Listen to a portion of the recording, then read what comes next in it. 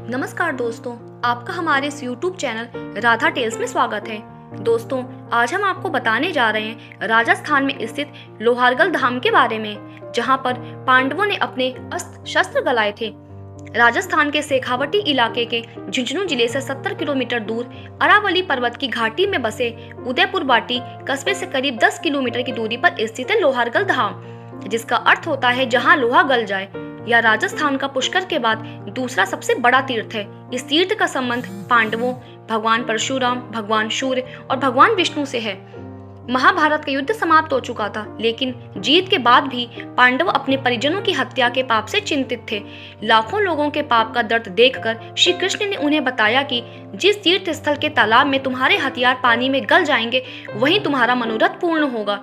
घूमते घूमते पांडव लोहारगल आ पहुंचे तथा जैसे ही उन्होंने यहाँ के सूर्य कुंड में स्नान किया, उनके सारे हथियार गल गए। इसके बाद शिव जी की आराधना कर मोक्ष की प्राप्ति की। उन्होंने इस स्थान की महिमा को समझकर उसे तीर्थराज की उपाधि से विभूषित किया।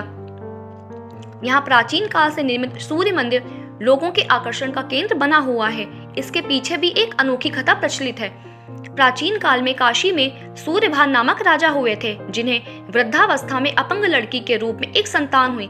राजा ने भूत भविष्य के ज्ञाताओं को बुलाकर उसके पिछले जन्म के बारे में पूछा।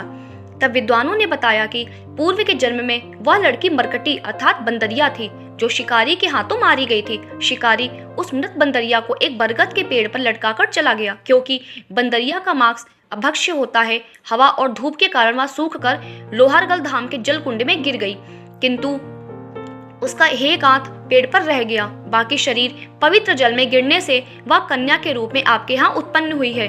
विद्वानों ने राजा से कहा, आप वहां पर जाकर उस हाथ को भी पवित्र जल में डाल दें तो इस बच्ची का अपंगत्व समाप्त हो जाएगा। राजा तुरंत लोहारगल आए तथा उस बरगद की शाखा से बंदरिया के हाथ को जल कुंड में डाल दिया, जिससे उनकी पुत्री का हाथ स्वतः ही ठीक हो गया। राजा इस चमत्कार से अति प्रसन्न हुए। विद्वानों ने राजा को बताया कि यह क्षेत्र भगवान सूर्य देव का स्थान है। उनकी सलाह पर ही राजा ने हजारों वर्ष पूर्व यहाँ पर सूर्य मंदिर व सूर्य कुंड का निर्माण करवाकर इस तीर्थ को भव्य रूप दिया। यह क्षेत्र पहले ब्रह्म क्षेत्र था। माना जाता है कि यह वह स्थान है जहां भगवान विष्णु ने शंखासुर नामक दैत्य का संहार करने के लिए मत्स्य अवतार लिया था। शंखासुर का वध कर विष्णु ने वेदों को उसके चंगुल से छुड़ाया था। इसके बाद इस जगह का नाम ब्रह्म क्षेत्र रखा। विष्णु के छठे अंशावतार भगवान परशुराम ने क्रोध में क्षत्रियों का संहार कर दिया था, लेकिन शांत होने पर उन्हें अपनी गलती का एहसास हुआ। तब उन्होंने यहाँ आकर पश्चाताप के लिए यज्ञ किया तथा पाप मुक्ति भी पाई थी। यहाँ एक विशाल बावड़ी भी है, जिसका निर्माण महात्मा चेतन दास जी ने करवाया था। यह राजस्थान की बड़ी बावड़ियों में से एक है।